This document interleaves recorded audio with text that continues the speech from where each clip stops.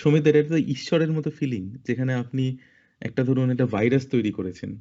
যখন সেই ছবিটা আঁকলেন, সেই ভাইরাসটা আপনি ছেড়ে দিলেন মানুষের মধ্যে। যে দেখছে তার মনেতে চলে যাচ্ছে এবং তার মতো একটা ইফেক্ট তৈরি করছে। কারেক্ট। সকলের মনে সঞ্চারিত হলো। এই এই ভাইরাসের সময় এটা তো খুব বললে ভালোই। কেন ভাইরাস নিজে কোনো প্রাণ নেই তার। সে কোনো একটা তারই সমস্ত কিছু নিয়ে এলিমেন্টস গুলো নিয়েই সে তার বিস্তার করে ফেলে তার সমস্ত অ্যাক্টিভিটিস গুলো। এরকম একটা মোটামুটি বলা গেল। হুসেন সাহেবকে জিজ্ঞেস করা হলে যে এটা কি এঁকেছেন বা কেন এঁকেছেন যদি জিজ্ঞেস করা হয়, যে জানো মানে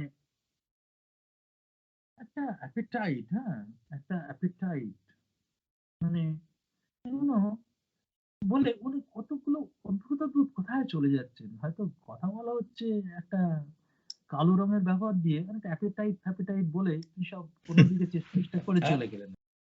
উনি কখনো কখনো এরকম বলেছেন যে আসলে না আমি না ট্রাম থেকে নামছিলাম, জানো, হঠাৎ ট্রাম থেকে কেন নামছিলাম আর ওই লোকটাই বা কেন সেটাও একটা জানা যায় না। আচ্ছা। উনি বললেন যে আমার জ্যাঠামশাই মারা গেছিল, মৃত্যু একটা কিন্তু ব্যাপার, হ্যাঁ, আমার অনেক মৃত্যু কিন্তু আমাকে ভীষণ বিষণ্ণ করেছে বললেন হয়তো। আর ওই ছবিটার কথা বললেনই না। চাঁদ আলাদা করে বুঝতে পারছি, আমরা প্রসেস করতে পারছি। পাখি আলাদা করে প্রসেস করতে পারছি। কিন্তু চাঁদের উপর যখন পাখি বসে আছে, তখন ব্যাপারটা প্রসেস করতে গেলে আমাদের নতুন কিছু ভাবতে হচ্ছে। ফেমাসলি দালি বলতেন যে ওনার ঘুমোতে যাওয়ার আগে, রাত্রিবেলা ডিনারের পর ঘুমোতে যাওয়ার আগে একটা লম্বা একটা ফেজ থাকতো, যে ফেজটাতে উনি ওই ঘুমন্ত আধো জাগরণ, আধো ঘুম আধো জাগরণ, সেই সময়তে নাকি অনেক এরকম ভিজুয়ালস পেতেন। এবং সেই ভিজুয়ালস গুলো অনেক সময় উনি ছবি এঁকে ফেলেছেন, এবং উনার কিন্তু ওখানে কিছু বক্তব্য ছিল না। উনি যেটা দেখেছেন সেটাই এঁকেছেন, বা যেটা উনার মাথায় এসছে সেটা উনি একটা শৈল্পিক রূপ দিয়েছেন। এই হ্যাঁ, সে আমি খুব লজ্জা পেয়ে গেছিলাম। সেটা কিরকম, মানে এইরকম কথা বলার সময় যখন আশেপাশে ভিড় জমে গেল, একসময় দেখলাম যে বিবেকানন্দের মধ্যে বুকে হাত দিয়ে একজন লোক আমার কথা শুনে যাচ্ছে, তিনি স্বয়ং এম এফ হুসেন। তো আমি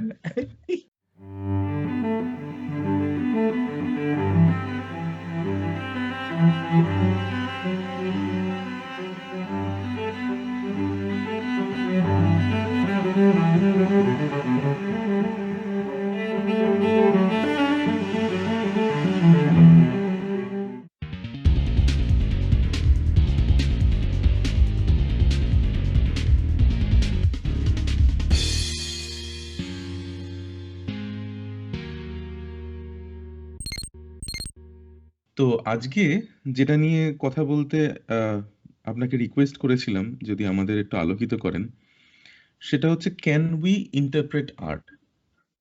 এবার এইটা কেন ইম্পর্টেন্ট, তার কারণ আর্ট যখন শিল্পী ক্রিয়েট করেন, তিনি একরকম ভাবনা চিন্তা করে সে আর্টটা তৈরি করছেন। আপনি গত 50 বছর ধরে আর্ট তৈরি করছেন, আপনি এটা ভালোই রিলেট করতে পারবেন। কিন্তু যখন সে আর্টটা দর্শক দেখছে, তখন সে আর্টের একটা ফ্লো আছে। সে আর্ট চাইছে দর্শকের চোখকে একটা সার্টেন ওয়েতে মুভ করাতে, যে আহ, শিল্পী যেরকম চেয়েছেন, দর্শক যেভাবে দেখেন, সেটা 1 নম্বর। 2 নম্বর যেটা হয়, সেটা হচ্ছে দর্শক তার নিজের যে ব্যাকগ্রাউন্ড, তার নিজের ইতিহাস, তার নিজের ভাবনা চিন্তা পড়াশোনার উপর বেস করে সেই আর্টটাকে নিজের মতো করে ভাবে। এটা একটা রইলো। তাহলে যেটা হলো সেটা হচ্ছে যে শিল্পী যেভাবে ইন্টেন্ট করেছিলেন, সেখান থেকে আর্টের যে ইন্টারপ্রিটেশন হলো সেটা আলাদা হয়ে গেল। হয়তো আলাদা হয়ে গেল, নাই হতে পারে, হয়তো একই রয়ে গেল।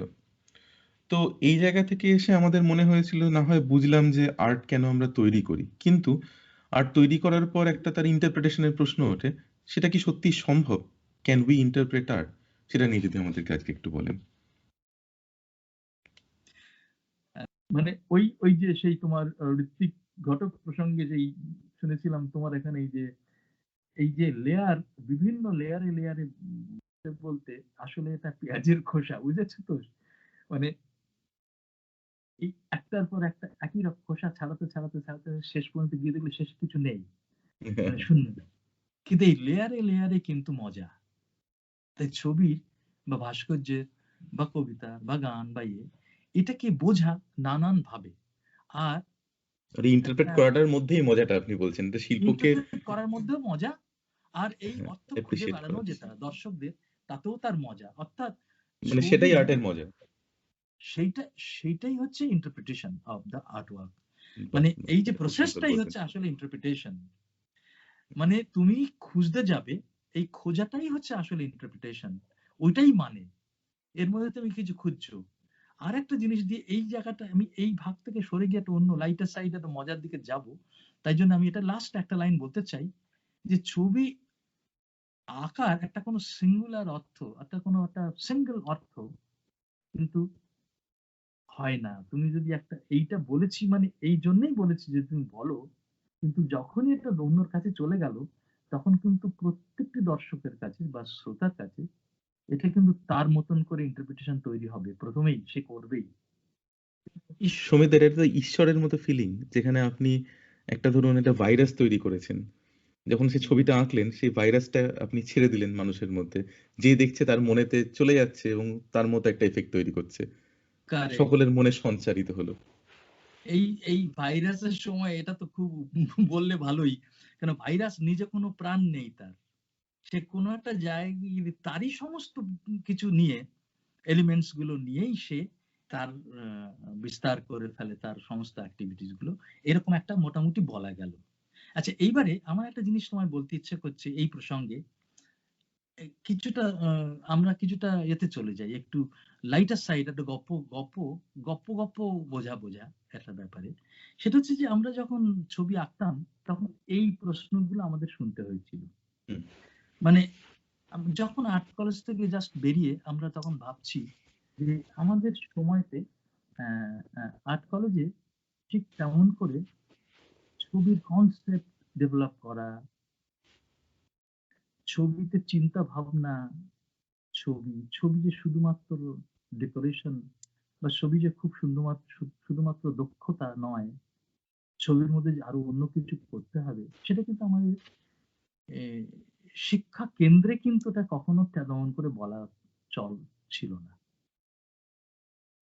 তখন কিন্তু সর্বক্ষণ দক্ষতা অর্জন করাটাই হচ্ছে আমাদের শিক্ষার ক্ষেত্রে শিক্ষকদের একটা ইয়ে ছিল, উম, বলার কথা, বা একটা সিলেবাসও বলতে পারো। সিলেবাসটা এরকম ছিল যে তোমাকে খুব ভালো করে করতে হবে। তুমি দেখবে যে আমাদের যে যে এ, উচ্চাঙ্গ সঙ্গীত, সেখানেও দেখবে পুরোনো দিনের গুরু শিষ্যের যে আদান প্রদানের মধ্যে যেটা বড় হয়ে দাঁড়াতো, সেটা বলতো যে তুমি ঠিক ঠিক শব্দটা আগে তৈরি করতে শেখো। এই যে মানে গলাতে স্বরটা সাফ, বলছেন। হ্যাঁ, স্বর, স্বরটা। স্বরটা মানে তোমার গলাতে এই স্বর, তুমি বিজ্ঞানের ভাষাতেও বলতে পারো যে কারেক্ট রাইট ফ্রিকোয়েন্সিতে শব্দটা তৈরি বের করো, অথবা গানের ভাষাতে বলছে যে ঠিক করে সাটা বলা শেখো। মানে তখন বলছে যে 5 বছর শুধু তুমি গলা সাধো, গলা তৈরি করতেই লাগবে। ছবির ক্ষেত্রেও তাই বলতো, গোলাকও অন্তত 1000টা, এই করতে করতে চৌকো আঁকো, একটু ফুল আঁকো, একটু পাতা আঁকো করে করে দিন শেষ করে দিতে হবে। কিন্তু কিন্তু এই দক্ষতা, এই যে কারিগরি দক্ষতা যে বা ক্রাফটসম্যানশিপ, সেটা কিন্তু সবসময় কাজে লাগবে, কিন্তু কতটা করলে, কতটা না করলে, সময় নষ্ট না করে এগিয়ে যাওয়া যেত, এই সমস্ত কিন্তু এগুলো ছিল না। ফুটবল খেলাটাও তুমি দেখবে একটা সময় ছিল ফিজিক্যাল, খুব মেহনতি খেলা। এখন দেখবে ফুটবল খেলাটা ইন্টেলেকচুয়াল হয়ে দাঁড়িয়েছে, ব্রেনের খেলা। মানে বদলে যাচ্ছে এরকম। ছবির ক্ষেত্রেও, কবিতার ক্ষেত্রে, সব জায়গাতেই এই কমিউনিকেটিং ল্যাঙ্গুয়েজটা যত দিন যাচ্ছে সমস্ত মানুষ শিক্ষিত হচ্ছে, তাদের সমস্ত যা কিছু উন্নতি, সেই অনুযায়ী তাল রেখে যদি তুমি না করো, তাহলে তুমি ক্লিশে, তুমি একটা আউটডেটেড হয়ে যাবে। তুমি একটা পুরাতনী ব্যাপার করতে থাকলে তোমাকে কেউ শুনতে পছন্দ করবে না। এরকম। এখন আমরা যখন আর্ট কলেজ থেকে বেরিয়েছি তখন এরকম একটা সময়ের মধ্যে, তো আমরা একটা দল করেছিলাম। দল মানে তখন দল করার একটা কারণ ছিল। সেটা হচ্ছে ছবি আঁকার জন্যে ছবির প্রদর্শনীর বড় দরকার। মানে ছবিটাকে দেখানোর একটা ব্যবস্থা করতে। এই দেখানোটা ছিল ব্যয় সাপেক্ষ। সোজাসুজি কতগুলো জিনিস ছিল যে দেখানোটা একটা ব্যয় সাপেক্ষ ব্যাপার। ছবি ফ্রেম করা, একটু কাঠ ছাপা, একটু হল ভাড়া করা, যাতায়াত ইত্যাদি, ইত্যাদি করে তোমার একটা খরচ আছে। সোজাসুজি হিসেবে সেই খরচটা ভাগ করার জন্য দল করা। মানে চাঁদা করে হুম, এক্সিবিশন। কিন্তু এই দলটা করার পরে আস্তে, আস্তে হঠাৎ মনে হলো যে আরো তো তখন ২-১ টা দল আছে, বড়, বড় দল আছে। খুব নামকরা কলকাতাতে আরো বড় দল আছে। সেই দলগুলো আছে। আমাদের একটা দল হলো ছোট। এখানে অনামী জাস্ট কলেজ থেকে বেরোনো নতুন ছেলেরা দল। তো এই দল আর সেই দলের কি তফাৎ? এইটা একটা ১ম এ মাথায় এলো। ১ম এ তো চাঁদা করে এক্সিবিশন। তারপরে এলো যে দল যখন করেছি তাহলে কি শুধুই চাঁদা করা? মানে শুধু অভাবটাই দেখানোর ব্যাপার? দলের কোনো একটা চরিত্র হবে, একক আর দল এই দুটোর চরিত্র আলাদা হওয়া উচিত। তখন তুমি যদি একা, একা একক শো করো তাহলে তোমার যতটা নম্র, বিনম্র, যতটা মাথা ঝুঁকিয়ে থাকতে হবে, দলগতভাবে ততটা না থাকলেও চলবে।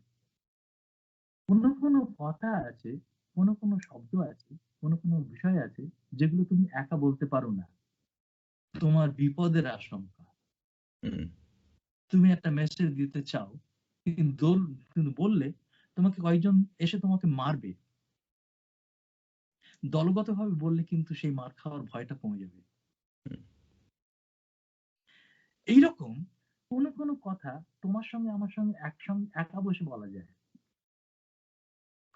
একটা ধরো আমি খুব অশালীন কথা না বলে একটা উচ্চারণ করতে পারি। ধরো একটা শালা বললে, শালা বললে। এই শালা শব্দটা অশালীন, অসভ্য শব্দ। এই শালা শব্দটা উচ্চারণ তোমার সঙ্গে আমার সঙ্গে যদি আমি কোনো বসে কথা বলি, সে তুমি যেকোনো বয়সে আমরা অনেক কনিষ্ঠ হও, জ্যেষ্ঠ হও, তুমি অনেক পণ্ডিত বা মূর্খ যেই হও, তোমার সঙ্গে বলবো, দেখো তুমি কিছু মনে করো না, আমি একটা অসভ্য কথা বলবো বলে তোমাকে বললাম, ওই শালা আমাকে বহুত জ্বালাচ্ছে, হ্যাঁ? এই কথাটা তুমি কিন্তু ১০ জনের সামনে বলতে পারবে না। তুমি স্টেজে দাঁড়িয়ে বলতে পারবে না যখন ১০০ টা লোক আছে। দেখা গেল যে প্রেজেন্টেশনের কত সুবিধাগুলো। ১০০ টা লোক সামনে আছে, তুমি শালা বলতে পারছো না, স্টেজে মাইক্রোফোনে মাইক ধরে এনলার্জ করে বলতে পারছো না। ওই ১০০ টা লোক যদি আলাদা, আলাদা করে তুমি একা, একা তোমার সঙ্গে মিট করে প্রতিদিন, তাহলে প্রত্যেকটা লোককে কিন্তু তুমি শালা বলতে পারো, জানো তো? হুম, কোন অসুবিধা হয় না। ঠিক তার উল্টোটাই হচ্ছে দল এবং একার মধ্যে যে ব্যাপারটা। তখন দেখলাম যে দলগতভাবে কাজ করতে গেলে অনেকগুলো জিনিস করা যায়। যেটা আমার বলার দরকারে খুব অশালীন বলে মনে হবে, যেটা সেই সমসাময়িক কালে সেটা একটা অপসংস্কৃতি বলেও লোকের কাছে মনে হতে পারে। সেটা কিন্তু একা, একা করা সম্ভব নয়। হুম, সেটা দলে করা যায়। এটাও কিন্তু আমি ইন্টারপ্রিটেশন এর কাছেই আছি, একটা অন্যভাবে আছি।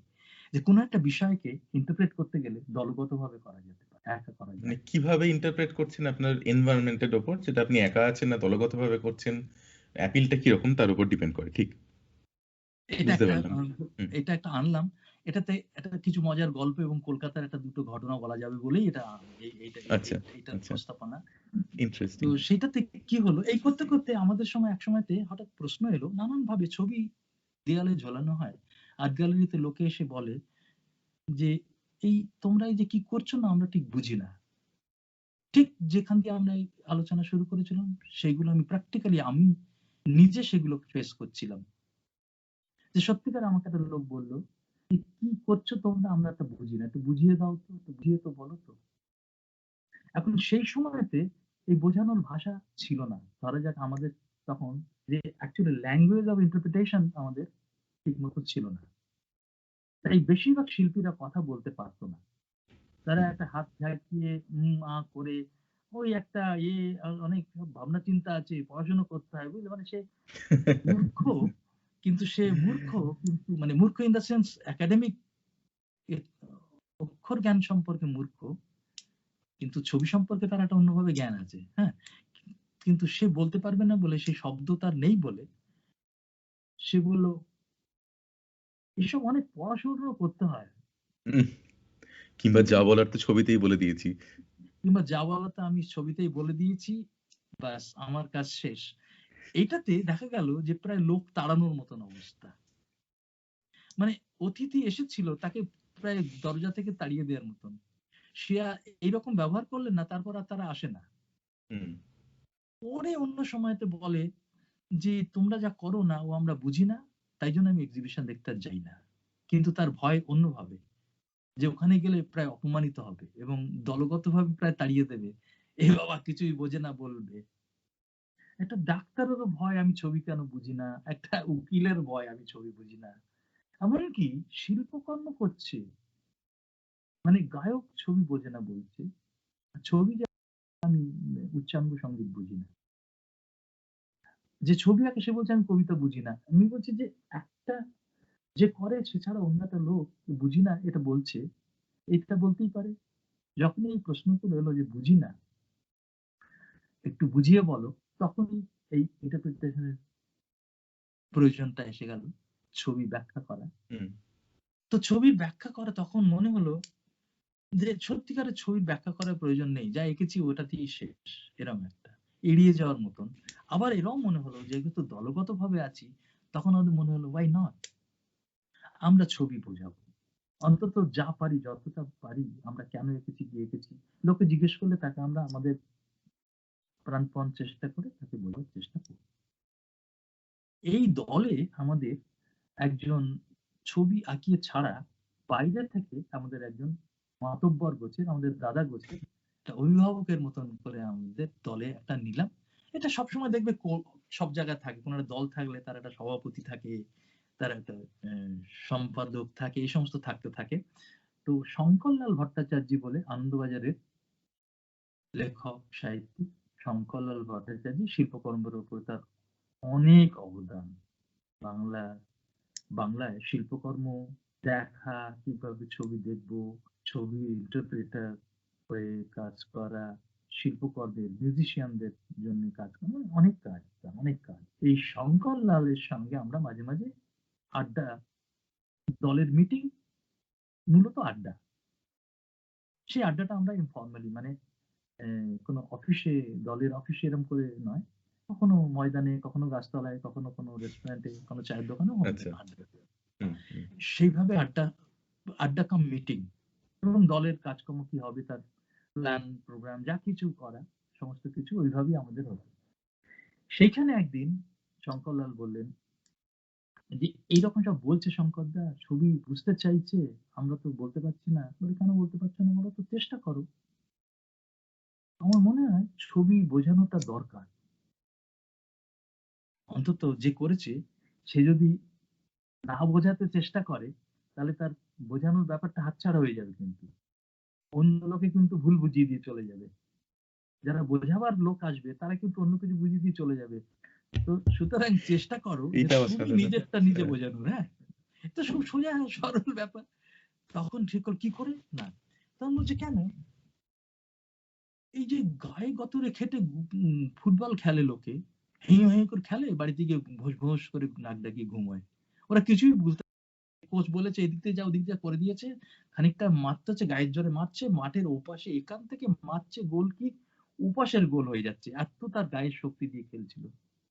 কিন্তু পরবর্তীকালে আস্তে আস্তে তখন দেখছি যে ফুটবলের ওই লোকগুলো মাথা মোটা নয়, তাদেরকে প্রচন্ড রকমের বুদ্ধিমানের মতো খেলতে হবে, এবং কিভাবে একটা লোক একটা লোকের হেল্প নিয়ে নিয়ে কাজটা করবে, তার আসলে গোল মানে, গোল মানে কিন্তু এখানে ডেস্টিনেশন, মানে গোল মানে টার্গেট, মানে উদ্দেশ্য।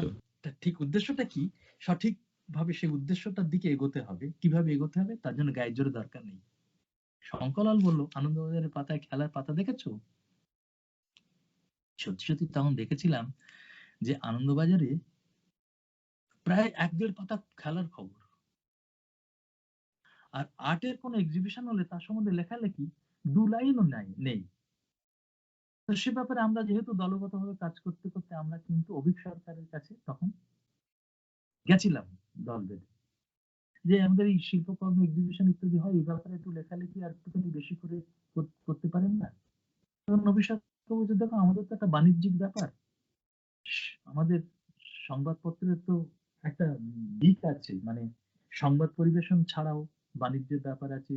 তাছাড়াও পাঠকদের পাঠক তৈরি করা এবং পাঠকরা কি চায় তার সেগুলোকে স্যাটিসফাই করাটাও আমাদের একটা কাজ আছে, ইত্যাদি ইত্যাদি তার লাইনটা বলল। বলে সে কিন্তু উদাহরণ দিয়ে বলেছে যে দেখো, লোকে খেলার পাতা পড়তে চায়, তাই আমরা ৩ পাতা করতে পারি। তোমরা এমন একটা কিছু করো যাতে ছবির ব্যাপারটা লোকে পড়তে চায়, তাহলে আমরা বাহ! তোমার ১ লাইন ২ লাইন নয়, আমরা ৫ পাতা দেবো তোমায়।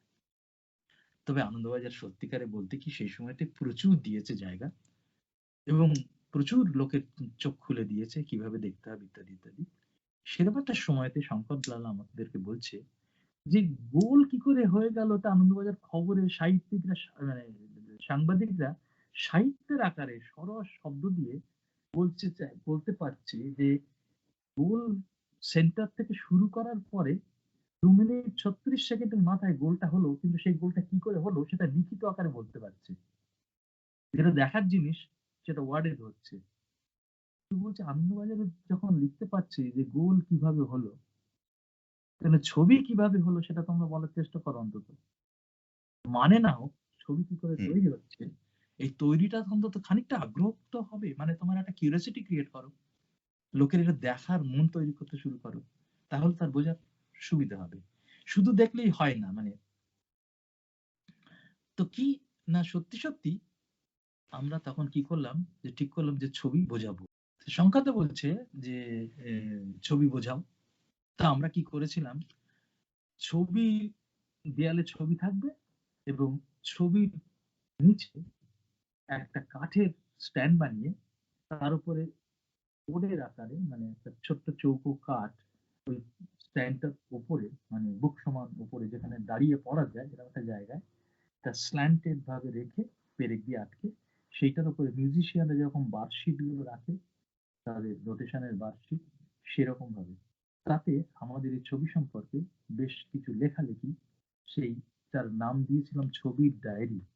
সেখানে যে যেমন পারে ২ পাতা ৪ পাতা, কেউ ১০-১২ পাতা, কেউ ২ পাতাও লিখে ফেলেছিল।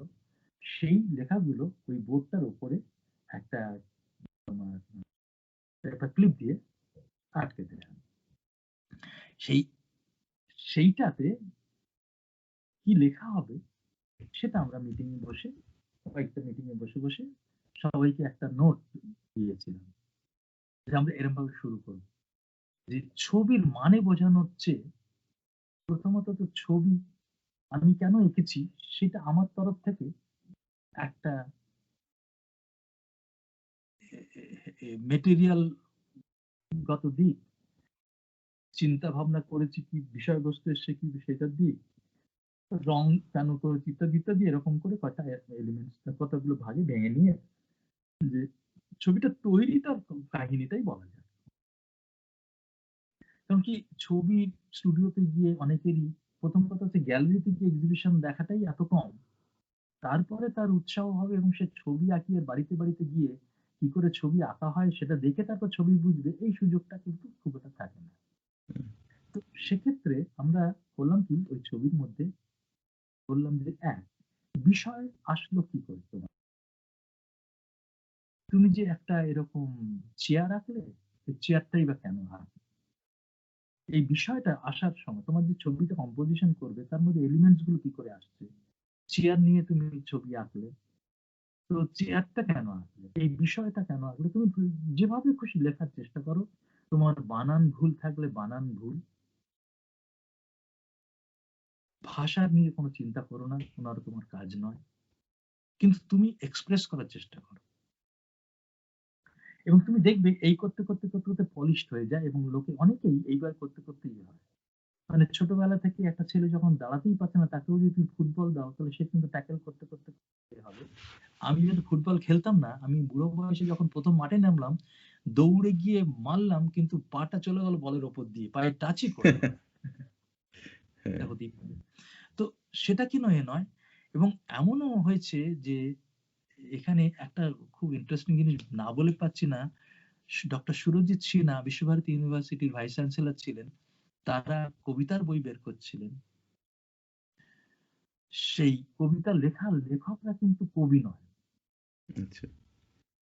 তারা আশেপাশের অকবি এবং অল্প শিক্ষিত লোকদের কবিতা বই বের করতেন ছাপার জন্য। সেখানে একটি রিক্সাওয়ালা, শান্তিনিকেতনের একটি রিক্সাওয়ালা, সেও কখনো বলল আমি কবিতা লিখি। বাহ, কবিতা! সে ঘরামি লোকের ঘর রিপেয়ার করে, ঘর ছায়, সে কবিতা লেখে। এরকম কুমোর, সে কবিতা লেখে।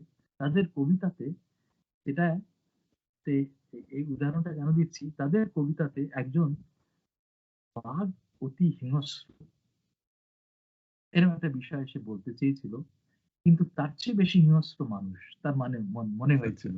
তা সেইটা সে লিখতে চেষ্টা করেছিল।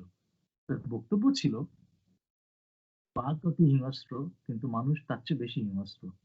এখন এই হিংস্র শব্দটা সে যতটুকু পড়াশোনা করেছে না, এই হিংস্র শব্দটা বানান করে সে লিখতে পারে না। এখন মানে অতি ভালো এই পর্যন্ত লিখতে পারে, বাঘ লিখতে পারে কয়েকটার ঘ, হিংস্র সে ঠিক হুম, লিখতে, কিন্তু সে লিখেছিল, কবিতার মধ্যে লিখেছিল হ, রফলা, ঘ, ঘ, স, আবার একটা র, এরকম করে প্রায় ৫-৭টা অক্ষর টক্ষর দিয়ে একটা কিছু আচ্ছা, লিখেছিল। হিংস্র। সেটাটাই হ্যাঁ। সেটা একটা হিংস্র, মানে হিংস্র বলতে বেশ ওর মনে হয়েছিল যে অনেকগুলো অক্ষর এবং সাইন দিলে বোধহয় ওটা বেশ হিংস্র হবে। হুম, তো ওই একটা যে সেই যে একটা তুমি ভাবো হাউ ইউ উইল ইন্টারপ্রেট, মানে আর্ট কোথায় গিয়ে বুঝতে ঠেকেছে। পারছি। মানে আপনি কিন্তু বুঝতে পারবেন। মানে ওর বক্তব্যটা বুঝতে পারবেন। হ্যাঁ, তুমি কিন্তু বুঝতে পারবে। তো রাইট এইটা দাদা। বুঝতে পেরেছো। এবং এই এই সুরজিৎ বাবুরা উনি যে বইটা যখন কবিতার বই ছাপছেন তখন কিন্তু ওই বানানেই চেপেছে। বাহ! মানে কিন্তু এরা কিন্তু অনেকে থাকে না যে এডিটর সে সব বানান টানান সংশোধন করে দেয়, তা কিন্তু করেনি।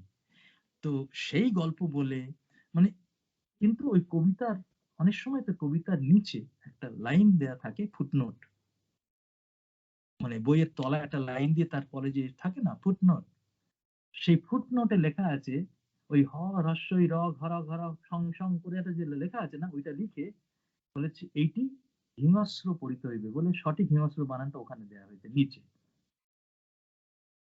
তো এটা একটা আইডিয়া, এও কাইন্ড অফ ইন্টারপ্রিটেশন। হ্যাঁ, তো আমরা তখন আমাদের বন্ধুদের বললাম যে এইটা দেখে শেখো, তোমার বানান কিন্তু সংশোধন করার দরকার নেই, তুমি যেমন ভাবে লেখো লিখো লেখো, জাস্ট চেষ্টা করো।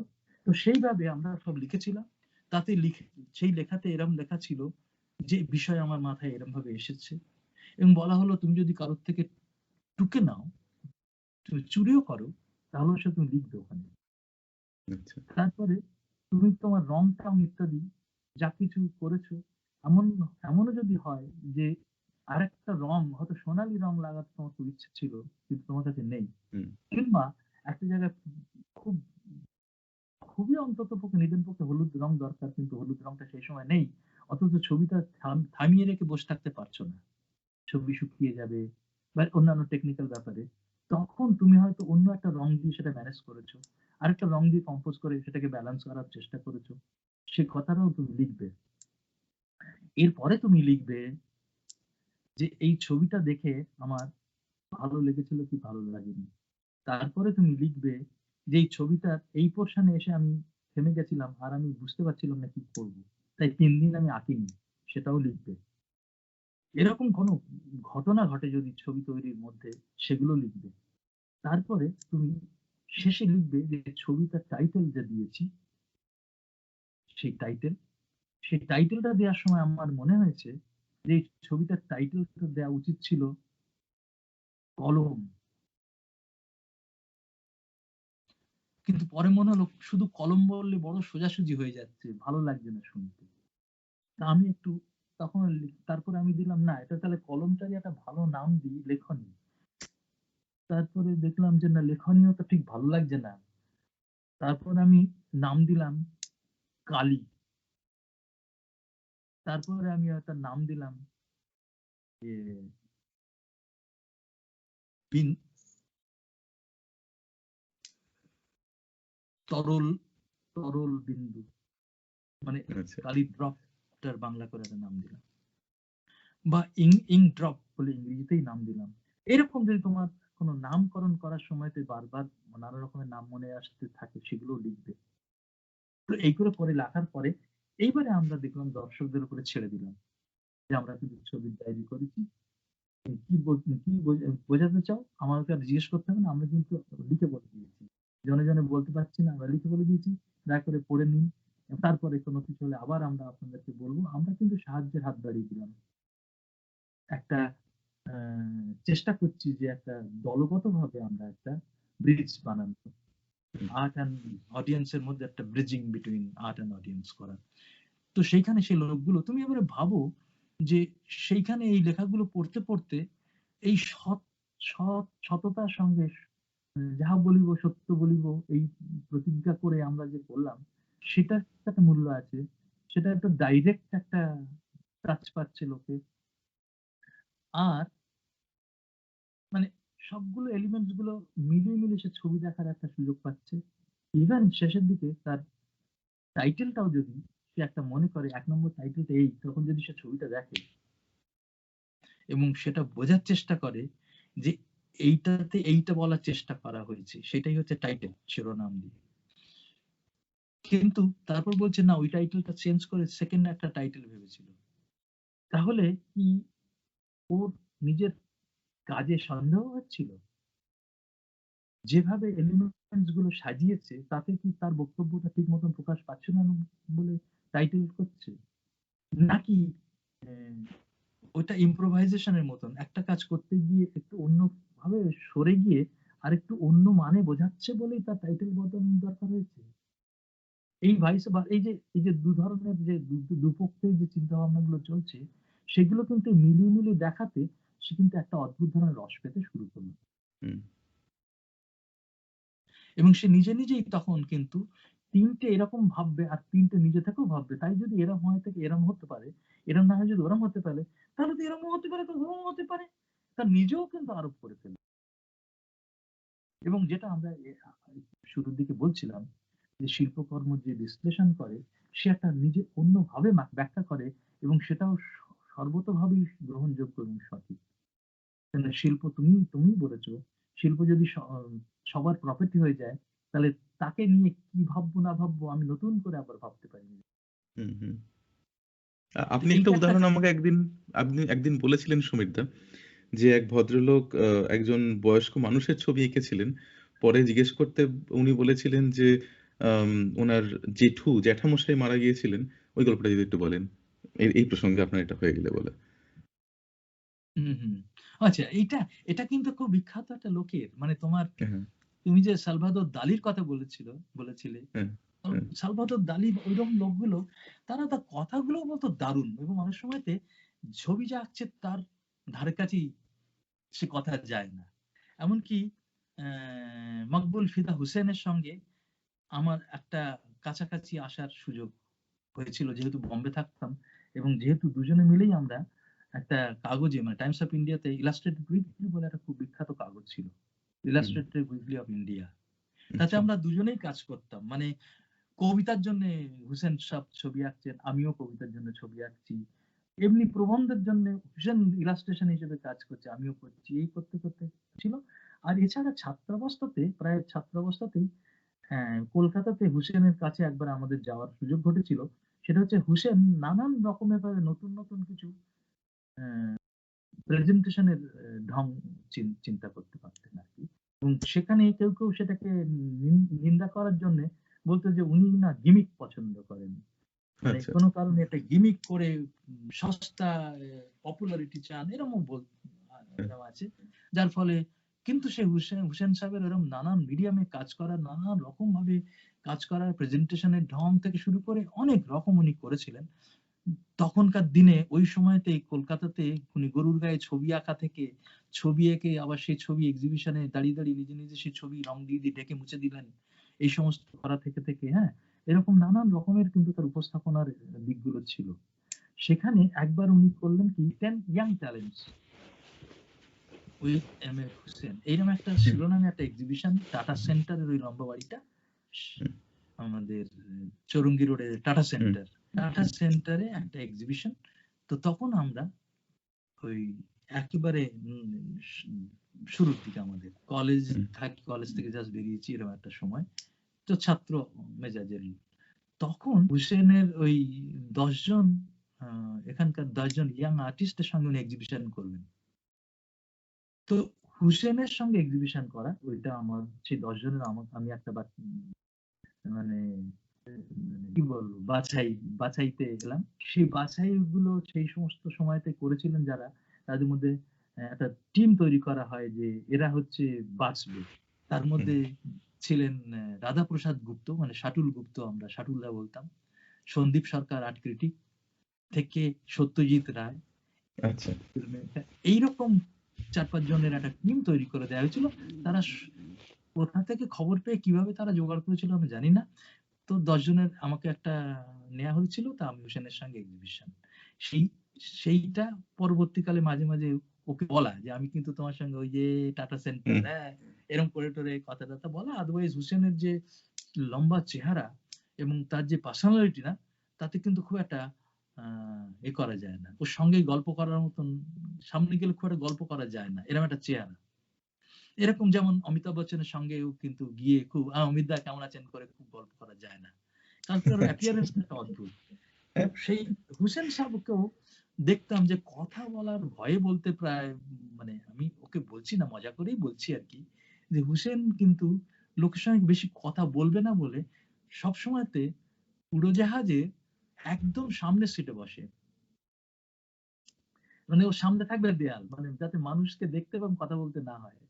আচ্ছা, তো আমি এইজন্য কেন বললাম যে হুসেন সাহেবকে জিজ্ঞেস করা হলে যে এ এটা কি এঁকেছেন বা কেন এঁকেছেন যদি জিজ্ঞেস করা হয়, যে জানো মানে একটা অ্যাপেটাইট, হ্যাঁ? একটা অ্যাপেটাইট মানে এগুলো বলে উনি কতগুলো অদ্ভুত, অদ্ভুত কোথায় চলে যাচ্ছেন। হয়তো কথা বলা হচ্ছে একটা কালো রঙের ব্যবহার দিয়ে অনেক অ্যাপেটাইট বলে কি সব কোন দিকে চেষ্টা করে চলে গেলেন নাকি। বুঝতে পেরেছি। এইটা দালির ক্ষেত্রেও তুমি দেখবে ওরকম বলছে এবং দালি সরাসরি বলেছে যে আর্টিস্ট হতে গেলে প্রথমে খুব ভদ্রলোক আর বুদ্ধিমান হলে হওয়া যায় না। উনি বলছেন যে you have to be bit stupid then you can create. তো এরকম নানান রকমের আছে, মানে ওই যে এটা ইন্টারপ্রিটেশন এর ব্যাপার, যে করেছে বলেই সে অন্য অন্য ল্যাঙ্গুয়েজে সেটা কি বলতে পারবে, এটা কিন্তু সবসময় নাও হতে পারে। জ্যাঠামশাই মারা গেছেন মানে কি, এটা আরেকজন বিখ্যাত যিনি এই দালির মতো স্বপ্ন আঁকতেন, আমাদের কলকাতার গণেশ পাইন। এই গণেশদার সঙ্গে আমাদের ভাব ছিল এবং নানানভাবে ওনার সঙ্গে অনেক রকমের গল্প করা যেত। উনি গল্প বলতেন, শুনতেন বেশি। আর সবার কাছে গল্প শুনতে পছন্দ করতেন। শুধু ইনফরমেশন জোগাড় করা না। তো এরকম এই গণেশবাবুই বলেছিলেন আরকি। কোন একটা ছবি প্রসঙ্গে একটা লম্বা চুলওয়ালা একটা কেউ, একটা গাছ, অদ্ভুত ধরনের একটা আহ, এরকম স্বপ্ন একটা গাছ, সত্যিকারের গাছের মতো নয়, একটা গাছ তার ছায়াতে একটা শীর্ণ লোক, যে জটা জুতোধারীর মতন লম্বা চুল, সে বসে আছে, এরকম একটা ছবি। তো সেই ছবিটাই জিজ্ঞেস করেছে এটা কারণ এটা কি, তো বলছেন যে জানো, উনি কখনো কখনো এরকমও বলেছেন যে আসলে না আমি না ট্রাম থেকে নামছিলাম জানো, হঠাৎ ট্রাম থেকে কেন নামছিলাম আর ওই লোকটাই বা কেন সেটাও একটা জানা যায় না। আচ্ছা, উনি বললেন যে আমার জ্যাঠামশাই মারা গেছিল, মৃত্যু একটা কিন্তু ব্যাপার, হ্যাঁ? আমার অনেক মৃত্যু কিন্তু আমাকে ভীষণ বিষণ্ণ করেছে বললেন হয়তো। আর ওই ছবিটার কথা বললেনই না। বুঝতে পেরেছি। এরকম আমার জ্যাঠামশাই মারা গেছিল। আমি কদিন প্রচন্ড রকমের মানসিক অবসাদে ভুগছিলাম। শুধু সেরকম একটা বললেন আরকি। ও বললেন যে আমি না একটা সময়তে হঠাৎ দেখলাম একটা গাছতলায় একটা লোক বসে আছে। তো এই গাছতলায় বসে আছে যেটা দেখেছি সেটা গাছতলায় বসে আছে যে বলবেন এরকম সবসময় এরকম নয়। আমার মাস্টারমশাই গোপাল ঘোষ তিনি ছিলেন একেবারে জল রঙের, মানে সুপারস্টার সেই সময়তে, আমাদের সময়তে। জলরং বলতে গোপাল ঘোষ। মানে কাঁপিয়ে দিচ্ছেন, মানে অদ্ভুত ধরনের প্রথা ভেঙে একেবারে তছনছ করে ফেলছেন। এই গোপাল বাবু সে একের পর এক সিগারেট খেয়ে যাচ্ছেন, সিগারেট খেয়ে যাচ্ছেন। ওনাকে যদি ছবির কথা বলা হয় যে স্যার এটা না করেছেন এরকম কিরকম, উনি বললেন এটা এটা কি করে করলেন, একটা পাখি বসে আছে, সে পাখিটা মনে হচ্ছে ঘাটটা টুক করে একটা এনার্জি নিয়ে উড়বে আর কি, এরকম একটা সেই ভঙ্গিমাটা, বলে যে এরকম একটা জিনিস। তারপরে এই আকাশ কেন হলুদ আর সূর্য কেন কালো রং দিলেন, যেমন একটা উনি উনি এরকম অদ্ভুত অদ্ভুত সব রং পাল্টে ফেলেছিলেন। মানে হলুদ আকাশ, কালো সূর্য, লাল জল, হ্যাঁ এরকম নেচার আঁকছেন কিন্তু রং। সেসব জিজ্ঞেস টিজ্ঞেস করলে উনি হয়তো বললেন যে "হুম, হুম। খুব ভালো আঁকছি আজকাল, জানো তো, খুব বাহ! আমি দাঁড়াও তোমায় দেখাই", বলে পকেট থেকে একটা গোল করে ছোট কাগজ দুটো ছবি খুলে দেখাচ্ছে যে এই এই দেখো এটা এঁকেছি, হ্যাঁ তুমি রাখো, রেখে দাও। মানে ছবি ব্যাখ্যা করার জন্য উনি এর মধ্যে এরকম প্রচুর শুনতে পাবে যারা, কারণ কি একটা ওইরকম মেন্টাল স্টেট, ওইরকম একটা মানসিক অবস্থা তৈরি থেকে সে ছবি আঁকে, আর ঠিক ওইরকম একটা অদ্ভুত ধরনের মানসিক অবস্থা থেকে তিনি কথাও বলেন না। তো এদের ইন্টারপ্রিটেশন ছবিগুলো আপনা থেকে তৈরি হয়ে যায়, এবং এই ছবিগুলো এক একটা মানসিক অবস্থা চেঞ্জ হতে হতেও ছবির মধ্যে মধ্যে সেগুলো, মানে আজকে যেটা ভাবছে কালকে সেটা অন্য কিছু ভাবছে। ৩ দিন ফেলে রাখার পর, ৩ মাস ফেলে রাখার পর আবার যখন করে, তখন কমপ্লিটলি তার সমস্ত আগের চিন্তা ভাবনাগুলো ডেড, নতুন চিন্তা ভাবনার জন্য আবার তারই উপর কাজ করে। নানান রকমের মানসিক অবস্থা, মানসিক এই সাময়িক সময়ের মার্কিংস, এই সবগুলো একটা ছবির মধ্যে থাকে। এই সমস্ত করতে গিয়ে এই হুসেনের সাহেবের যে কথা এলো, তো যাই হোক হ্যাঁ। ওটা খুব কাজের হয়েছিল আমাদের ওই ছবি ডায়েরি, এবং অনেক লোক আমাদের, এবং ওইটা নিয়ে তখন কাগজে লেখালেখি, এই ধরনের গুলো দলের আর্টিস্টরা বড় হোক আর না হোক, এই ইন্টেনশন, এই যে ইচ্ছে, এগুলো গ্রামে গ্রামে ছবি নিয়ে যাওয়া, বিষয় ভিত্তিক ছবি আঁকা, এই সমস্ত সব করা হয়েছিল। প্রত্যেক এক্সিবিশনেই একটা না একটা কিছু নতুন কিছু করতে হবে, যে এবারের ছবিতে একটা বিষয় দেওয়া হলো, পারো না পারো তোমাকে ওইটাই আঁকতেই হবে, আচ্ছা। সব আর্টিস্টকে আঁকতেই হবে। মানে উম, বলা হলো যে বাসস্থল সমস্যা, শেল্টার প্রবলেম, হয়তো বলা হলো যে এবারে সোসাইটির মানে সমাজ, সমাজের তখন তো কলকাতায় নানা রকমের উত্তেজিত অবস্থা, বুঝেছো তো, এই তখন সেই 70-এর দশক। আচ্ছা, তো আচ্ছা। পলিটিক্যাল সেই প্রবলেমস। সময় আমাদের পলিটিক্যাল প্রবলেম সেসব, সেটা নিয়েও আঁকতে হবে বলা হলো। অনেকেই বললো আমি পারবো না, দলের নিয়ম, মানে তুমি পারবে না বললে হবে না, হুম। মানে চেষ্টা করো। অর্থাৎ সেভাবে আমাদের এরকম নানা রকমের কাজকর্ম করা হচ্ছিল। তো সেইভাবে ওই ছবির ডায়েরি এবং ছবি ইন্টারপ্রেট করার ইচ্ছে, এবং মনে হলো একটা জরুরি কাজ, এটা বোধহয় করা উচিত, এবং যে এঁকেছে সে যদি নিজে বলে তো ভালো, আর তা নাহলে হাইজ্যাক করে নিয়ে যাবে অন্যরা। অন্য লোক বলে ফেললে খুব মুশকিল আছে, কি বলবে ভরসা নেই, হ্যাঁ। তো এই আর এরপরে আমার অনেক দিন পরে তখন আমি ব্যাঙ্গালোর হয়ে বম্বে চলে এসেছি। বম্বে পাকাপাকি ভাবে এবারে ওখানে রয়ে গেলাম, চাকরি টাকরি যা করছিলাম সেটা ছেড়ে টুড়ে দিয়ে পুরোদস্তুর ছবি আঁকার জন্য ফুল টাইমার দিয়েছি। তখন মাঝে মাঝে এম এফ হুসেন, আব্দুল ফিদা হুসেন, তার সঙ্গে দেখা টাকা হতো, কথা বেশি হতো না। কোনো একটা সময়তে কথা বলার জন্য তার বাড়িতেও গেছি আমি, প্রীতিশ নন্দী, প্রীতিশদার সঙ্গে আমি কাজ করছিলাম ওই পাবলিকেশনে, টাইমস অফ ইন্ডিয়া ইলাস্ট্রেট উইকলিতে। হুম। তো আমরা দুজন হুসেনের সঙ্গে গল্প করতে গেলাম একদিন বাড়িতে, হুম। আচ্ছা। যে ওর বাড়িতে যাই চলো, অসময়ে গিয়ে বসে, গিয়ে এমনি কথা বলি। তো গিয়ে দেখলাম হুসেন সাহেব মানে প্রায় খালি গায়ে, একটা হাফ প্যান্ট পরে প্রায় খালি গা না, খালি গাই আর কি, মানে হাফ প্যান্ট পরা, শর্টস আর খালি গা, উপুর হয়ে শুয়ে ঘুমোচ্ছে। দরজাটা খুলে দেখলাম যে খাট, লম্বা লোক, তার খাট থেকে পাটা বাইরে ঝুলছে, মানে বাইরে বাইরে বেরিয়ে গেছে। শক্ত একটা, মানে ভীষণ শক্ত শরীর, কাঠের মতন শক্ত শরীর, লম্বা, সে উপুর হয়ে ঘুমোচ্ছে। আমরা আস্তে করে দরজাটা আবার বন্ধ করে দিয়ে চলে এসেছি। হ্যাঁ, ওর সঙ্গে ওকে ঘুম ভাঙায়নি। তো এইরকম এইরকম নানান ভাবে হুসেনের সঙ্গে আমার দেখা, সেই টাটা সেন্টার থেকে শুরু হয়ে বিভিন্ন সময়তে। শেষ যে কথাটা বলবো, এবং মোটামুটি এখানে আমরা আজকে আলোচনাটা শেষ করি।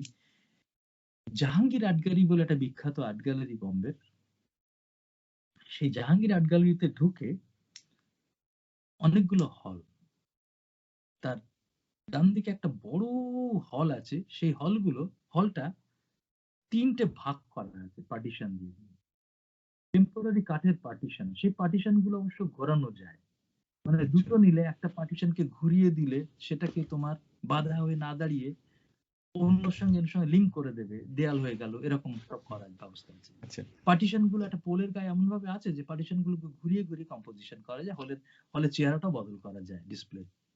এই পার্টিশন গুলোকে মাঝখানে ঘুরিয়ে ঘুরিয়ে ব্লক করে রেখে, দুপাশে যাওয়ার রাস্তা রেখে 3টে গ্যালারিতে ভাগ করে, গ্যালারি 1, 2, 3 ভাবে ভাড়া দেয় ওরা। তো সেই সেই গ্যালারিতে ওই পুরো হলটা নিয়ে হুসেনের একটা এক্সিবিশন হচ্ছে। হুম, সেই এক্সিবিশনে হুসেনের আগেই বলেছি নানান মিডিয়ামে নানান রকম কাজ করার ইচ্ছে, এবং সে করেছে অনেক। তো হুসেন সাহেব এক্সিবিশন, ওখানে গিয়ে দেখলাম যে লম্বুদা আছেন, হুম। খালিপা, লম্বুদা, আচ্ছা, উনি উনি সত্যি হ্যাঁ সত্যি লম্বা চেহারা। 24/7 খালি পায়ে ঘুরে বেড়াতেন? সত্যি সত্যি সেটা অন্য গল্প, কিন্তু খালিপা এটা ওর একটা আহ, খালিপাটা আচ্ছা, ওটা একটা ওনার একটা আঙ্গিক, একটা মানে he myth, loves to be like portrayal. That. তো গিয়ে দেখলাম যে লোকেরা নানা রকমের গুজগুজ ফুসফুস করছে, খুব গুঞ্জন। আর ছবি কোথায় সেটা খুঁজে বেড়াচ্ছে লোকে। উনি একটা ইনস্টলেশন করেছেন। সেই ইনস্টলেশনটা কি না, এই বিশাল হলটা এমাথা ওমাথা 3টে গ্যালারি জুড়ে একটা গ্যালারি করে দিয়েছে। বলতে বিশাল হলটা, হলের যে পার্টিশন গুলো, দেয়াল এবং ছাদ সমস্ত সাদা রং করা। অফ হোয়াইট ছিল আগে, পার্টিশন এবং দেয়ালের রং একটু হালকা কম কম বেশি সাদা ছিল আর কি, কোনটা সাদা কোনটা অফ হোয়াইট। উনি করে নিয়েছেন সমস্ত গ্যালারির দেয়াল টেয়াল গুলো সাদা, হলুদ সাদা। আর মিল থেকে রাশি রাশি, মিটার কে মিটার, মানে একটা রোল সাদা কাপড় কিনে,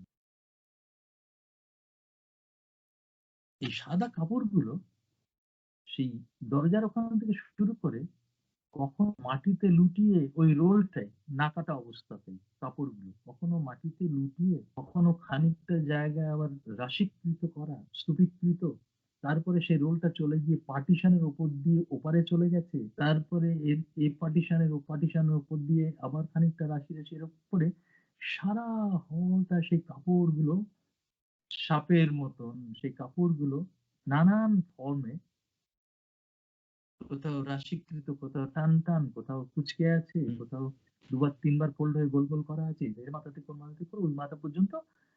এই সাদা দেয়ালগুলোর মধ্যে মধ্যে কাপড়ের রাশি রাশি কাপড়, এর মাথাতে ও মাথা সাদা কাপড়। আর মেঝেতে, মানে আমরা যেরকম খাতায় কাগজে এঁকে ভুল হলে কাগজটাকে পাট করে কুচি, সেরকম খবরের কাগজ, প্রিন্টেড খবরের কাগজ। এইবারে এটা কিন্তু সাদা তোমার নয়, নিউজ প্রিন্ট নয়, প্রিন্টেড কাগজ।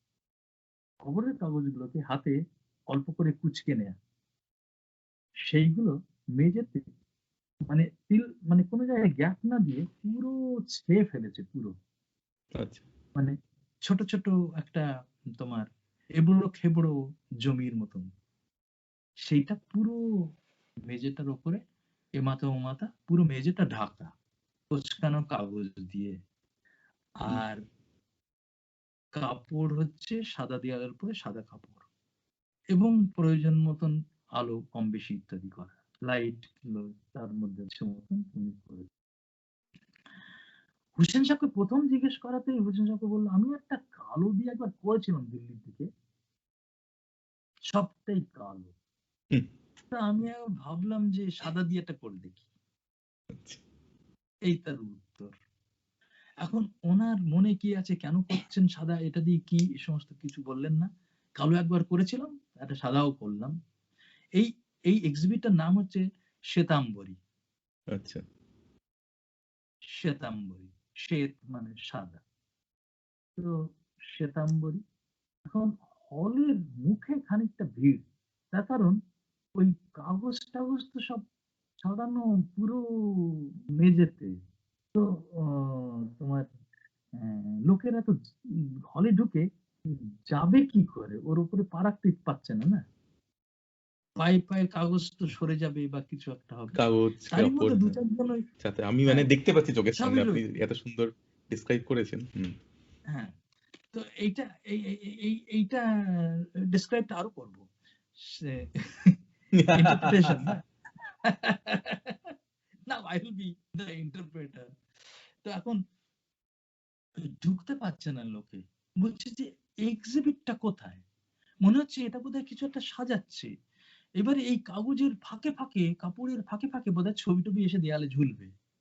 হোসেন সাহেব ওর মধ্যে ঘুরে বেড়াচ্ছেন, কাগজের উপর খসখস করে পায়ে পায়ে কাগজ টাগজ হটিয়ে মটিয়ে চলছে, পায়ে এলোমেলো হয়ে যাচ্ছে, তা ওর মধ্যে আস্তে আস্তে ঘুরে বেড়াচ্ছে, তার সঙ্গে কেউ কথা টথাও বলছে।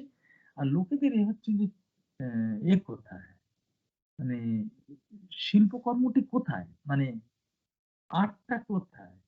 তারপরে নানা রকমের গল্প গুজবের মধ্যে কানে যেগুলো আসছে ছড়িয়ে ছিটিয়ে, সেটা অদ্ভুত। সেটা হচ্ছে সমস্ত নিন্দে সূচক, মানে নিন্দা করার মতন, মজা করার মতন, জোকস, কৌতুক করার মতন সব শব্দ ওকে সব বলছে। আমি ঢোকার মুখে সব দাঁড়িয়ে ওদের কথাগুলো শুনছি। একজন বলছে, আচ্ছা এইটা যদি কেউ কেনে তাহলে নিয়ে যাবে কি করে। আবার কেউ বলছে, আচ্ছা হুসেন এটা যে করেছে এর সই করেছে কোথায়। হ্যাঁ। মানে এইরকম সব শব্দ টব্দ তো নানান রকম হচ্ছে টচ্ছে। তা আমি আমার বন্ধু বান্ধব যা দু একজন ছিল, আমরা তো হলের মধ্যে ঢুকে গেলাম, আমরা বুঝে নিয়েছি যে এটা এক্সিবিট, সুতরাং এর মধ্যে ঢোকা যায়। কিন্তু তাও ঢুকে খুব সন্তর্পণে লোকে গিয়ে মুখের কাছাকাছি দাঁড়াচ্ছে, আর হলের ভেতরে পর্যন্ত কেউ যাচ্ছে না। তো তারপরে ওই যে লোকগুলো ছিল, তখন ওদেরকে আমি বললাম যে আহ, আসুন ভেতরে, এটার মধ্যে তো হেঁটে ওই মাথা পর্যন্ত দেখে আসা যায়। তখন একজন আমায় জিজ্ঞেস করলো, তুমি এটা এনজয় করছো? বললাম যে হ্যাঁ, আমার তো বেশ মজার লাগছে। কেন, মানে মজার লাগছে কি, মানে এটা কি, মানে তুমি এটা বুঝতে পারছো? আমি যে বুঝতে পারছি না, কিন্তু এনজয় করছি। খানিকটা বুঝতে পারছি। কি বুঝতে পারছেন? তো তখন আমি আবার ওই সেই যে আমাদের যে ইন্টারপ্রেট করব বলে আমরা যে একটা কাজে হাত দিয়েছিলাম ছোটবেলায়, যে বোঝাবো, তারপর থেকে একটা শুরু হয়েছে যে কেউ প্রশ্ন করলে পারি আর না পারি, তাকে ওই যা বলা হয়ে গেছে আর্টের মধ্যেই বলা হয়ে গেছে এরম আর বলি না, মানে একটা কিছু বলি, যেটুকু কিছু একটা বলি অন্তত তার খানিকটা ধরিয়ে দেওয়ার মতো খানিকটা কিছু বলি আর কি। তো এখানেও সেই একই ঘটনা ঘটলো। তখন আমি একটা লোককে বললাম যে সমস্যা তোমাদের কি হচ্ছে জানো, প্রথম হচ্ছে যে যেরকম ভাবে তোমার একটা মাথার মধ্যে আছে যে ছবি টবি যে হয়, যেরকম এক্সিবিট হয়, সেটা এটা নয়। এটা একটা সমস্যা নাম্বার ওয়ান। মানে যেমন তুমি দেখতে, মানে এক্সপেকটেশন তোমার, সেই যে তোমার মধ্যে যে তোমার যে মেমোরি, যে পাস্ট হিস্ট্রি অফ মেমোরি যা আছে, সেই সেইটা কাজ করে দেখছো যে এটা তার সঙ্গে ফিট করছে না। তাই জন্য প্রথম ধাক্কাতেই তোমাদের অসুবিধা হচ্ছে। এটা একটা কাউকে বললাম, হ্যাঁ তা তো ঠিক। তারপরে আমি বললাম কি আসলে, আর তাছাড়া যে সাইজ পর্যন্ত দেখা যায় একটা ছবি, যে সাইজে আমরা দেখতে অভ্যস্ত ২ ফুট, ৪ ফুট, ১০ ফুট পর্যন্ত ঘাড় নেড়ে এরকম করে।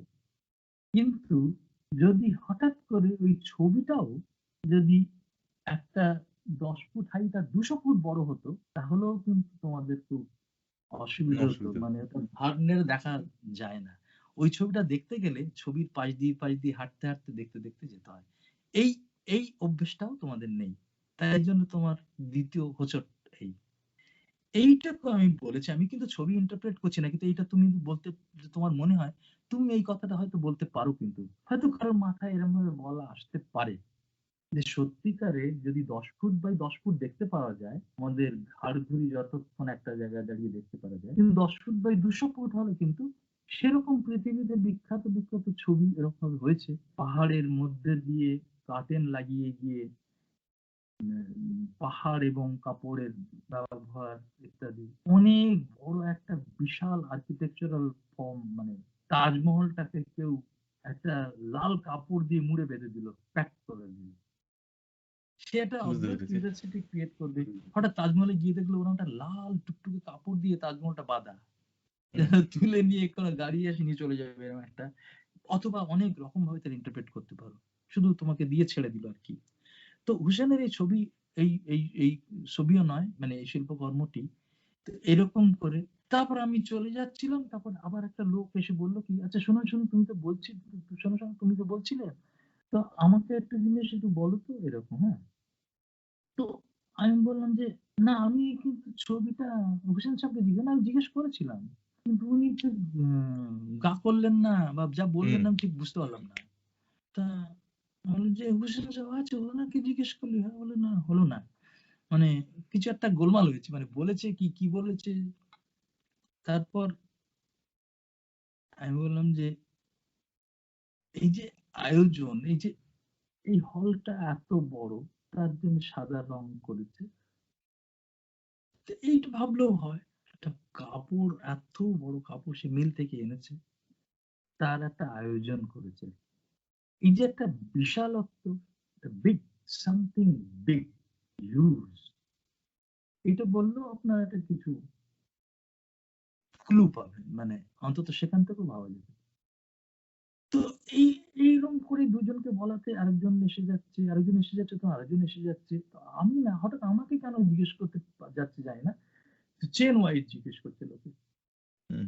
আচ্ছা, তাই যদি বললে তাহলে তুমি এইটাকে কিভাবে বলবে? বলে আমাকে আবার ওরা দেখলাম যে ভালো অ্যাঙ্গেল খুঁজবে, হ্যাঁ?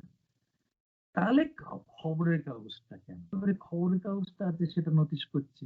এই যে ইন্টারেকশন শুরু হয়ে যাচ্ছে একটা এক্সিবিটে। আমি বললাম যে এই যে তুমি একটা খবরের কাগজটা বললে, কেউ তো এতক্ষণ ধরে সবাই তো ওই কাপড় আর কাপড় বলছিল। খবরের কাগজটা যে তুমি বললে, এটা তুমি নোটিস করলে। এটাও তো একটা ইয়ে। তার মানে এখান থেকে একটা জিনিস আরেকটা পয়েন্ট আসছে যে সমস্ত মেটেরিয়াল গুলো আসছে সেই মেটেরিয়াল গুলোকে আমরা আলাদা করে দেখছি। কাপড়টা, কাঠটা, এবং সেখানে শক্ত কাঠ, সোজা কাপড়, নরম।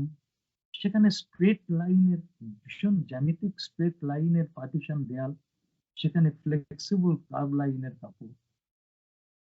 দুটো সাদা কিন্তু দুটোর ইয়েটা আলাদা, রেখাগত, ফর্মটা তার আলাদা। হ্যাঁ। কনট্যুর আলাদা, তার ফর্মটা আলাদা। তার সঙ্গে হঠাৎ হিজিবিজি অফ হোয়াইট, মানে অনেকগুলো খবর প্রিন্টেড কাগজ লাগাতে সেটা সাদা নেই, একটা অফ হোয়াইট, মানে তার একটা গ্রেইশ রং হয়ে যাচ্ছে। সেটা দুধ সাদা নয়। আবার উপরে যে সাদাগুলো দেখছো সেই সাদাগুলোতে আলো ছায়া পড়েছে। এইটাও একটা দেখতে পারো। সেটা একটা কাউকে বললাম।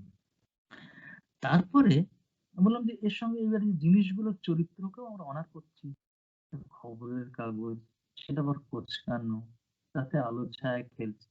একটা কাপড়ের খোল, তাতে একটা আলো ছায়া খেলছে।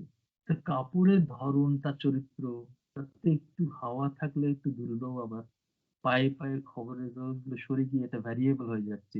যেমন ছিল তেমন ক্ষণে বদলে যাচ্ছে। এর পায়ে লেগে ওদিকে চলে যাচ্ছে, কিছু কাগজ এদিকে চলে বাহ! যাচ্ছে। ছোট অংশে পরিবর্তন ঘটছে। হুম, তো আমরা এই মেটেরিয়াল গুলো দেখছি, অবজার্ভ করছি, তাদের চরিত্রগুলো দেখছি এবং মেটেরিয়ালটাকে, শুধু কাপড়টাকে অনার করছি কাপড় বলে। এরকম ভাবেও হুম, ভাবা যেতে পারে। আমি এটা বললাম। তারপরে বললাম যে আরেকটা মস্ত জিনিস, এবারে যখন ওরা ঘনীভূত হয়েছে, এবং বোঝার জন্য খুবই উৎসুক, বড় বড় চোখ। তখন বলল, আরেকটা মস্ত জিনিস বলছি। সেটা হচ্ছে, তুমি ছবির মধ্যে ঢুকে আছো। মানে তুমি ছবির মধ্যে ঢুকে আছো, তাই তোমার দেখতে অসুবিধা হচ্ছে। তুমি যদি মঞ্চে নাটক করছে যে চরিত্রগুলো, তুমি যদি হঠাৎ উঠে গিয়ে তার মাঝখানে একটা চেয়ারে বসে যদি এইবারে ঘুরে ঘুরে ওই লোকের মধ্যে বসে বসে নাটকটা দেখো, তাহলে তুমি নাটকটা বুঝতে পারবে না। তোমাকে একটা দূরত্বে, একটা ফ্রেমের বাইরে থেকে দেখতে হয়। এটাই আমাদের মানে কনভেনশন। তো একটা ফ্রেম করা জিনিস তুমি বুঝতে পারো, কিন্তু তার মধ্যে তুমি ঢুকে থাকলে আর তুমি আর বুঝতে পারো না। তো তুমি এটা মনে করো যে তুমি কিন্তু এর মধ্যে আছো। এটা একটা খুব গুরুত্বপূর্ণ জিনিস। তাতে দেখলো যে এর মধ্যে কিন্তু এই এই বোঝানোতে কিন্তু কোনো শিক্ষা দীক্ষার বাদ নেই। মানে কারোর কোনো বুঝতে কোনো অসুবিধা হচ্ছে না এটাতে। যেকোনো শিক্ষিত লোক, যেকোনো মানে ক্যালিবারের লোকেও কিন্তু এই জিনিসটা বুঝতে পারছে। তুমি জিনিসটার মধ্যে ঢুকে আছো বলে তুমি পুরোটা দেখতে পাচ্ছ না। তুমি যদি ওর বাইরে থেকে দেখতে পারতে, তাহলে তুমি দেখতে পারতে। এই জিনিসটা বোঝার কোনো অসুবিধা নেই। তারপরে আরেকটা জিনিস বললাম, নাও এই যে মানুষগুলো যে হেঁটে যাচ্ছে, তাদের ছায়াগুলোও পড়ছে ওর দেয়ালে। হুম। সেগুলো দুটো মানুষ থাকলে, তো মানে খবরের কাগজ আর মানুষ, কিন্তু তুমি যে মানুষ আর যে খবরের কাগজগুলোকে ফেলা আছে, এই দুটো কিন্তু দুটো এলিমেন্ট কিন্তু সেম আর্টিস্টের কাছে। হুম। অর্থাৎ অনেকগুলো কোঁচকানো কাগজ, সেগুলো পায়ে পায়ে সরে সরে যেমন ভ্যারিয়েবল, একটা ভ্যারাইটি তৈরি হচ্ছে। কিছু কাগজ ছিল সেখানটা সরে যাচ্ছে, এক জায়গায় বেশি ঘন হয়ে যাচ্ছে, এক জায়গায় হালকা হয়ে যাচ্ছে। পায়ে পায়ে চলে গিয়ে কোনো কটা কাগজ উড়ে টুড়ে যাচ্ছে, খসখস আওয়াজ হচ্ছে। এই যে ঘটনাগুলো ঘটছে, একটা এটা সতত পরিবর্তনশীল একটা ঘটনা ঘটে চলেছে ছোট ছোট জায়গায়। ঠিক তেমনি ভাবে 10 জন লোক যখন এক্সিবিশনের মধ্যে ঢুকে আছে এবং 50টা লোক যখন ঢুকে আছে, তখন তো টোটাল ভিজুয়ালটাই অদ্ভুত ভাবে পাল্টে যাচ্ছে। মুভমেন্ট করছে অনেকগুলো মানুষ। তখন আর হুম। সাদা, শুধু সাদা নেই, সাদার মধ্যে রঙিন পোশাক পরা মানুষগুলো পার্ট অফ দ্য। তখন কিন্তু তুমি হয়ে যাচ্ছ এলিমেন্ট অফ দ্য পেন্টিং, অথবা এলিমেন্টস অফ আর্ট। তুমি এই শিল্পের মধ্যে তুমি একটি রং হয়ে কি যাচ্ছ, আবার তুমি একটি রেখা হয়ে যাচ্ছ। এইভাবে তুমি দেখতে পারো। মানে হাউ টু সি, আমি তাদেরকে এরভাবে বলতে, তারপর বললাম এই যে স্টিল অনুভব করো, এর মধ্যে দেয়াল এবং কাঠের পার্টিশন গুলো কিন্তু স্টিল, তারা নড়ছে না, মানুষগুলো কিন্তু নড়ছে। তো কখনো সখনো দেয়ালের গায়ে মানুষ তার ছায়া নড়তে নড়তে, তুমি একটা সময় এমন একটা ইলিউশন ক্রিয়েট করছে যে হঠাৎ হঠাৎ মনে হচ্ছে যেন দেয়ালটাও নড়ছে বা দুলছে, কারণ তার সঙ্গে ছায়া বাইরে। সুতরাং এই যে একটা স্টিল লাইফ, একটা লাইফ, একটা স্থির বস্তু, একটা মুভমেন্ট, এই যে মুভমেন্ট এন্ড একটা স্টিল লাইফের মধ্যে একটা কম্বিনেশন তৈরি হচ্ছে, সেটা বুঝতে পারছো। ওই সাদা কিন্তু আবার দেখো কখনো কখনো সাদা মনে হচ্ছে না, যাদের অ্যান্টি লাইট হয়ে গেছে, যাদের ওপাশ থেকে লাইট এসে পড়ছে, এপাশ থেকে কাপড়টা পুরো কালো দেখাচ্ছে ছায়া। সেটাও কিরকম জিনিস দেখো, সত্যি মিথ্যে মিশে গোলমাল হয়ে যাচ্ছে। সাদাই কাপড় কিন্তু তুমি দেখছো কালো। কখনো দেখছো ট্রান্সপারেন্ট কাপড়ের মধ্যে আলো ফুড়ে বেরোনোর জন্য তার ফোল্ডের জায়গায় অন্ধকার, পাতলা জায়গা দিয়ে আলো ঢুকে পড়ছে। এই যে এই যে এত রকম ব্যাপার, আর এসব এছাড়াও তুমি যখন এর মধ্যে কিছুই পাচ্ছ না, বুঝেই যাচ্ছ কিছু কিছু একটা বোধহয় আছে, জানি না, হয়তো কিছু আছে। তাই এ মাথা থেকে ও মাথা তুমি কিন্তু নানান ভাবে খুঁজে দেখে চলে গেলে। এই যে তোমার একটা খোঁজা, এই যে সার্চ, সেটা একটা ভাবে তুমি দেখতে পারো।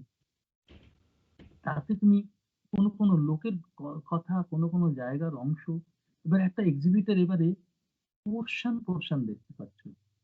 একটা দুটো পার্টিশন আর জয়েন্টের জায়গাটা, একটা কর্নার তৈরি হচ্ছে, সেটা একরকম।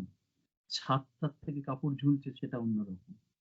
অনেকটা ফ্ল্যাট বড় দেয়াল বোর করছিল বলে সেখানটা কাপড় পর্দার মতন করে ঝুলিয়ে দিয়েছে বা অন্য শেপে ঝুলিয়ে দিয়েছে, সেটা আর রকম।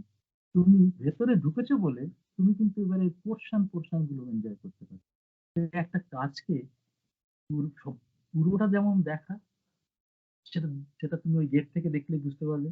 আর তুমি যখন ভেতরে আছো, তার অংশ বিশেষকে আলাদা করে এনজয় করতে পারছো। প্রতিটি কাজ পরিপূর্ণ কাজে দেখা এবং তার অংশ বিশেষ এনজয় করার সুযোগটা কিন্তু এখানে তুমি পাচ্ছ। এইরকম করতে, করতে কিন্তু শেষ পর্যন্ত খুঁজে তুমি কিছুই পেলে না। শূন্য। নাথিং। সেই কনক্লুশন এ গেলে যে অ্যাকচুয়ালি শেষ পর্যন্ত কিন্তু আমি একটা প্রসেস এর মধ্যে থাকলাম শুধু। হুম, বাট আই গট নাথিং। সেই শূন্য, এই ব্যাপারটা, এবং এই সব মিলিয়ে এটা একটা ফিল somebody's ইমোশনাল স্টেটমেন্ট। হুম। এর এর বেশি তুমি আর ও কি বলেছে তোমার ভাবার খুব একটা দরকার নেই। কিন্তু তুমি নিজে কিন্তু তোমার এক্সপেরিয়েন্স করছো, নিজে নিজেই করতে পারবে। যদি এইভাবে অন্তত দেখাগুলো পাল্টে, পাল্টে যাও, তখন কিন্তু এই লোকগুলো নির্ঘাত, আমি যে ৫ টা বলেছি ওরা কিন্তু আরো ২ টো ৩ টে করে নিজে ভেবে নিয়েও এনজয় করতে পারে। তো আপনি যখন এই এক্সপ্লেইনটা করছিলেন তখন হোসেন সাহেব এসে শোনেননি? হ্যাঁ, সে আমি খুব লজ্জা পেয়ে গেছিলাম। সেটা কিরকম, মানে এইরকম কথা বলার সময় যখন আশেপাশে ভিড় জমে গেল, একসময় দেখলাম যে বিবেকানন্দের মধ্যে বুকে হাত দিয়ে একজন লোক আমার কথা শুনে যাচ্ছে, তিনি স্বয়ং এম এফ হুসেন। তো আমি সেটাই। সেটাতে আমি খুব, মানে আমি খুব থেমে গেছিলাম সেই সময়। মানে হুম, লজ্জিত হয়ে পড়েছিলাম যে আমি বলে যাচ্ছি ওর সম্পর্কে, আর ও সে শ্রোতাদের দলে ভিড়ে আমার আ কথা শুনছে। নিজেরই এক্সপ্লেনেশন শুনছেন উনি। এইরকম বিভিন্ন আলোচনা কিন্তু চণ্ডীমণ্ডপে চলতেই থাকবে। আপনারাও থাকবেন কিন্তু। আর তার জন্য আমাদের সঙ্গে যুক্ত হয়ে যান আমাদের চ্যানেলটি সাবস্ক্রাইব করে। বলাই বাহুল্য যে আজকের এই আলোচনাটি ভালো লাগলে একটু লাইক, শেয়ার ইত্যাদি করে সকলের মধ্যে ছড়িয়ে দেবেন। আর আপনাদের মতামতটাও কিন্তু আমরা শুনব। কমেন্ট বক্সে লিখে জানাবেন। ভালো থাকবেন, সঙ্গে থাকবেন। চণ্ডীমণ্ডপের একটাই মোটো, আড্ডা হোক, বিতর্ক হোক। ধন্যবাদ।